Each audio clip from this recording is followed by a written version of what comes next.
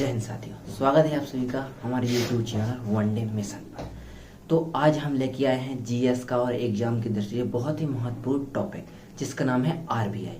Basically अगर हम exam में देखें तो 2-3 नंबर या 1-2 नंबर के इससे क्वेश्चन तो पूछे ही जाते हैं। तो आज हम आरबीआई के संपूर्ण संबंधित उनमें जो क्वेश्चन बनते हैं तो सभी क्वेश्चनों को हम कवर करेंगे और उनको एक एक करके पढ़ेंगे। तो आइए मेरे साथ हम पढ़ने पहले आरबीआई को। सबसे पहले हम लोग यहाँ हेडिंग रखते हैं आरबीआई।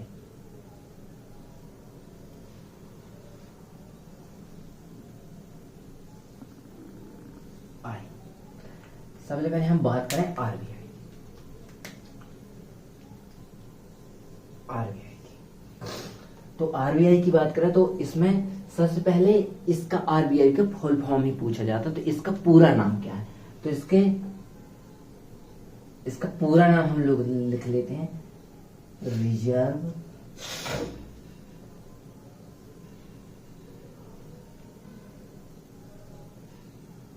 Bank India.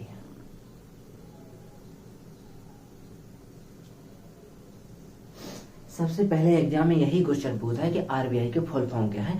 तो उसको हमको आर से रिजर्व, बी से bank India, reserve bank India. इसका एक और ही उपनाम आता है, तो चलिए उसके उपनाम की बात करें। इसको बैंकों, दूसरा इसमें बैंकों का बैंक कहा जाता है। इसको बैंकों का बैंक कहा जाता है। आइए हम तीसरे पॉइंट की बात कर लेते हैं। सबसे पहले इसकी अब हम स्थापना की बात कर लेते हैं। इसकी स्थापना का क्या क्रम है? तो सबसे पहले आइए इसकी स्थापना सबसे पहले एक्ट आता है यानी अधिनियम आता है। तो अपन एक्ट यानी एक्ट की बात कर लेते हैं सबसे पहले, यानी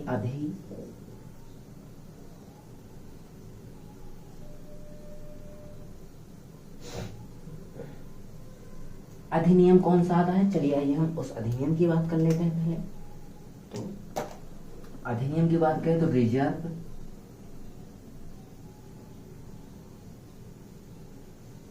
बैंक अधिनियम।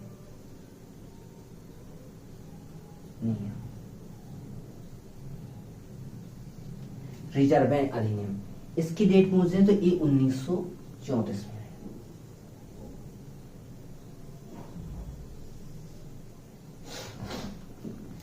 एक्ट यानी अधिनियम की अगर हम बात करते हैं, इसके अधिनियम कब आया?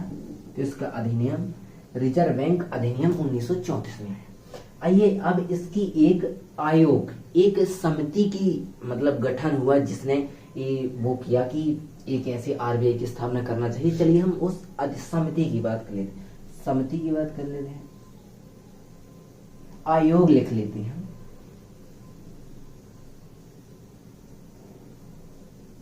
जिसकी सिफारिश पर इसकी स्थापना मानी जाती है। सो उसका नाम है यंग हिल्टन आयोग। यंग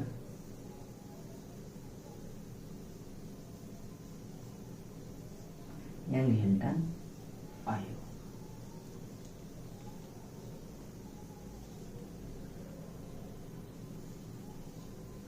एक आयोग आया जिसका नाम है यंग हिल्टन आयोग, जो कि कब आया? इसका सन बहुत ज्यादा पूछा जाता है, तो 1926 में आया।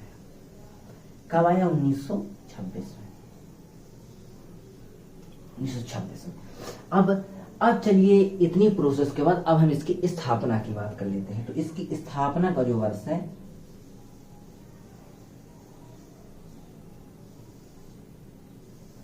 इसकी स्थापना क्या मानी जाती है?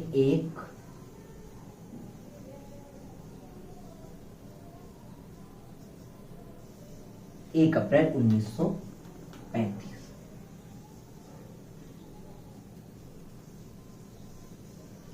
1 अप्रैल 1935 की इसकी स्थापना, मतलब फाइनली स्थापना। एग्जाम में क्वेश्चन आता है कि आरबीआई की स्थापना कब हुई, तो अपन को यही टिक करना है 1 अप्रैल 1935। इसको डेट सही याद करना है, 1 अप्रैल भी इसमें पूछा ही जाता है।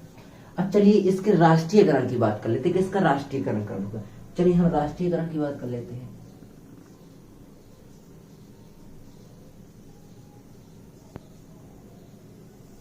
राष्ट्रीयकरण की अगर सन पूछे तो 1 जनवरी 1949, 1 जनवरी 1949।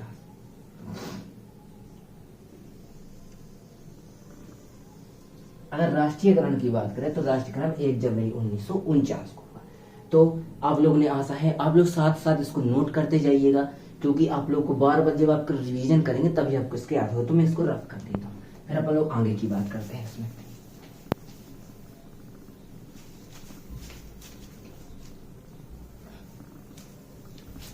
अब हम लोग राष्ट्रीयकरण तक इसका पढ़ लिया।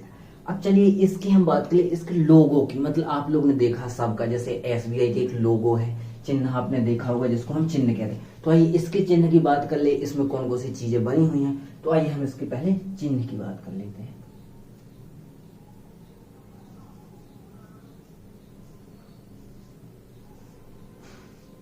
कि इसके चिन्ह में कभी कभी क्वेश्चन पूछ लिया जाता है कि आरबीआई के चिन्ह में 4 ऑप्शन दिए जाते हैं और पूछ लिया जाता है कि कौन सी चीज है या कौन सी चीज नहीं है। तो आइए इसमें क्या क्या है।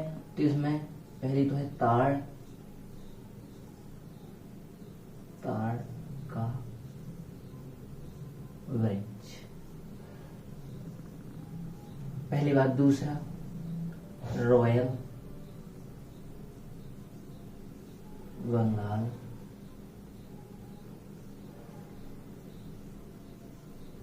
Royal Bengal tiger, royal Bengal tiger.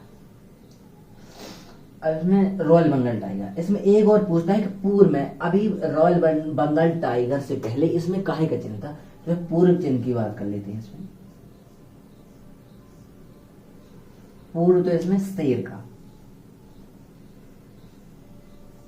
Question पूछा जाता है कि जो आरबीआई का लोगो है या चिन्ह है उसमें रॉयल बंगाल टाइगर के चिन्ह से पहले काहे का चिन्ह था। तो शेर का बेसिकली क्वेश्चन पूछा जाता है।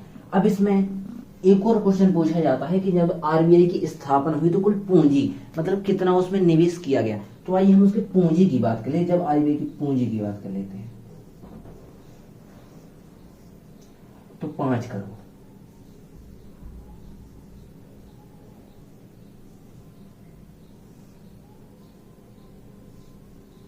तो 5 करोड़। आइए अब हम इनके मुख्यालय की बात कर लेते हैं कि पहले इसका मुख्यालय कहाँ था जब स्थापना की गई, उसके बाद इसके कहाँ पर मुख्यालय हुए।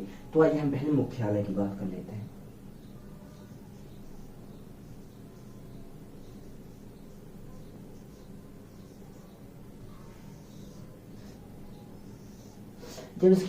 जब आरबीआई की स्थापना की तो पहले जो मुख्यालय बनाया गया, पहले वो कोलकाता बनाया गया। तो पहले आइए जो पहला कोलकाता,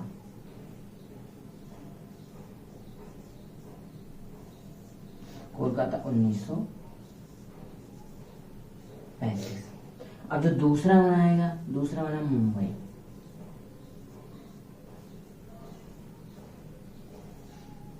जो कि 1937 में। यहां पे मैं थोड़ी वो कर देता हूं। पहले जो तो उसमें पूछता है, मतलब क्वेश्चन पूछता है कि आरबीआई की जब स्थापना हुई तो उससे पहले कहाँ पे मुख्यालय था उसका, और सेकंड बार अब वर्तमान में उसका कहाँ पे मुख्यालय। तो पहले आपको कोलकाता पता होना चाहिए, उसके बाद मुंबई। अब आइए इसके बारे में कुछ और हम बात कर लेते हैं। अब सबसे इम्पोर्टेंट इसमें दूसरी बात आती है कि मतलब इसमें जो गवर्नर पूछे जाते हैं, इसके पहले गवर्नर कौन थे। तो आइए हम इनके गवर्नर की बात कर लेते हैं। सबसे पहले गवर्नर की बात कर लेते हैं।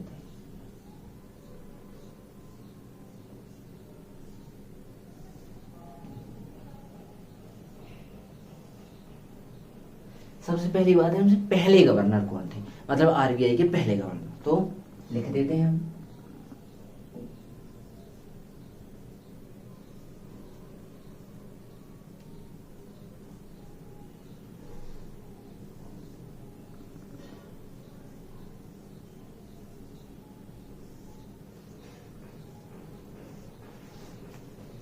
ओस्मान स्मिथ जी थे। अब दूसरे गवर्नर की मतलब पूछा जाता है कि प्रथम भारतीय गवर्नर कौन थे। ये तो पहले हो गए, मतलब आरबीआई के पहले गवर्नर कौन थे, ओस्मान स्मिथ थे। अब सेकंड बात आती है कि पहले भारतीय गवर्नर कौन थे। तो प्रथम भारतीय की बात कर लेते हैं। प्रथम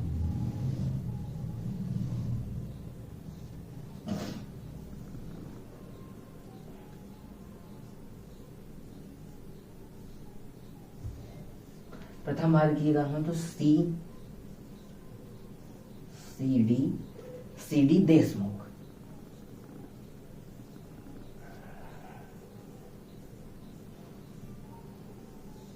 अब बात करें हम इनके कार्यकाल, तो इनका कार्यकाल भी पूछा जाता है, तो इनका कार्यकाल नोट कर लीजिए।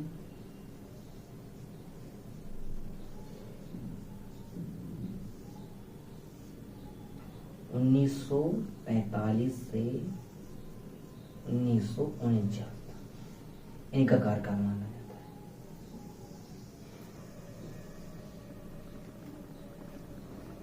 इनका भी नोट कर लीजिए, 1935 से 1937 तक इनका भी कार्यकाल आपको नोट याद रखना है। कभी कभी इनका, अब देखो पहले गवर्नर थे तो अपन को और पूरे याद नहीं रखना है, केवल पहले अपन को याद रखना है ओस्मोथ एजनदी, उनका जो कार्यकाल था 1935 से 1937 था। अब पहले भारतीय सी डी देशमुख जी, इनका भी 1943 से 1949 थे। अब चलिए हम वर्तमान गवर्नर की बात कर लेते हैं कि वर्तमान में कौन सी गवर्नर है।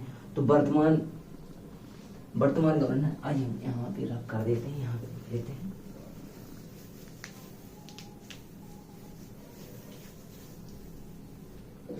आइए हम वर्तमान गवर्नर की बात कर लेते हैं।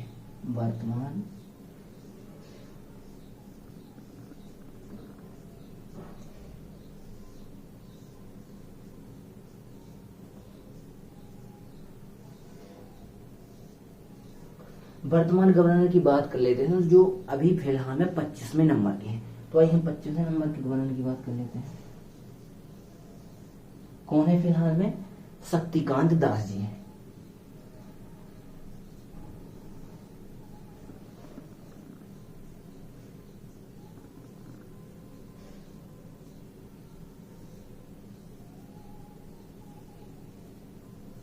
जो कि 25वें नंबर के हैं। आप लोग को पहले आरबीआई के पहले गवर्नर, आरबीआई के प्रथम भारतीय, वो जो भी वर्तमान में है 25 में, तो अपन को शक्तिकांत दास जी याद रखना है। अब आइए आगे क्वेश्चन में बात कर लेते हैं कि जैसे कि गवर्नर, एक क्वेश्चन में ये पूछा जाता है कि आरबीआई के जो गवर्नर हैं उनकी नियुक्ति कौन करता है। तो जैसे गवर्नर तो आरबीआई में एक होता है। अब हम बात कर लेते हैं डिप्टी गवर्नर कितने होते हैं। क्वेश्चन पूछा जाता है कि आरबीआई में डिप्टी गवर्नर की संख्या, गवर्नर तो एक ही होता है, तो डिप्टी गवर्नर की जो संख्या होती है वो 4 होती है। यहां पर लिख देना 4। डिप्टी गवर्नर तो एक ही होता है, डिप्टी गवर्नर की अगर हम बात करें तो वो 4 होते हैं। अब आइए हम बात करने से कि आरबीआई की गवर्नर की नियुक्ति कौन करता है। तो आरबीआई के गवर्नर की नियुक्ति की बात हम कर लेते हैं।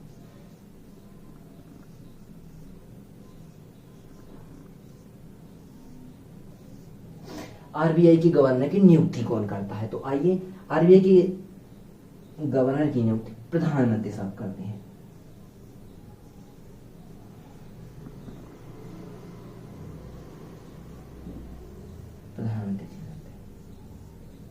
प्रधानमंत्री जी करते हैं। अब किसकी सलाह पर करते हैं, तो ये भी क्वेश्चन पूछा जाता है।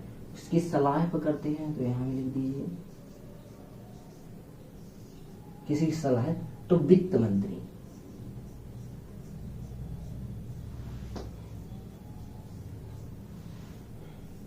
और वित्त मंत्री भी वर्तमान में कौन है, तो आप लोग को वित्त मंत्री यहां पे लिख लीजिए निर्मला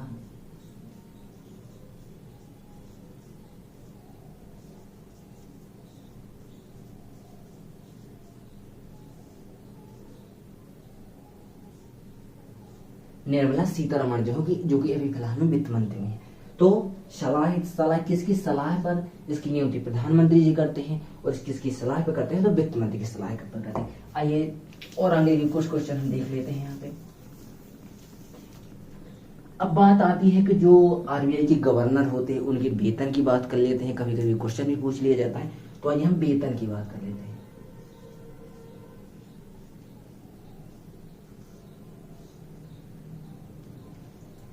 आरबीआई के गवर्नर की वेतन होता है तो 2.5 लाख।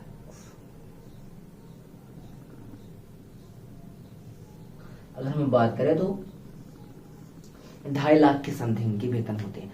आइए हम इसके आगे कुछ और बात करते हैं, जैसे कि कुछ इसके जैसे आरबीआई के और कहाँ पे जैसे हेड क्वार्टर्स हैं, जैसे मेन मुख्यालय तो मुंबई में हो गया, और उनके उनके कहाँ पर क्षेत्र मतलब मुख्यालय है, तो उनकी हम बात कर लेते हैं। और मुख्यालय कहाँ पर है?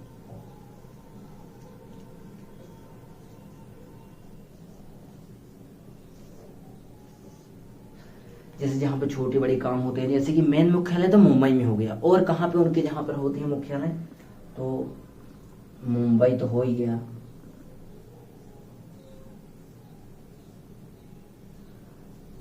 मुंबई, दिल्ली,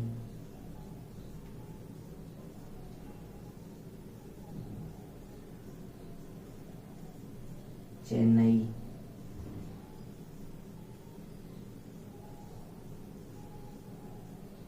कोलकाता। तो और भी कहाँ पर मुख्यालय है? मुंबई, दिल्ली, चेन्नई, कोलकाता। अब और हम इसमें क्या बात करते हैं कि गवर्नर, अब लगभग हमने जो एग्जाम में बेसिकली क्वेश्चन पूछे जाते हैं लगभग हमने उन सबको कवर कर ही लिया है। तो हमने आरबीआई पूरा पढ़ा, उसके प्रथम गवर्नर पढ़े, उनका वेतन पढ़ा, और जो भी उससे संबंधित एग्जाम में सवाल आते हैं वो हमने सब कवर किए हैं। तो आशा है आपको ये वीडियो बहुत पसंद आया होगा, और किसी टॉपिक की अगर आपको वीडियो चाहिए तो कृपया कमेंट करें और बताएं हमें कि क्लास कैसी लगी। तब तक के लिए धन्यवाद, मिलते हैं एक अगली नेक्स्ट वीडियो।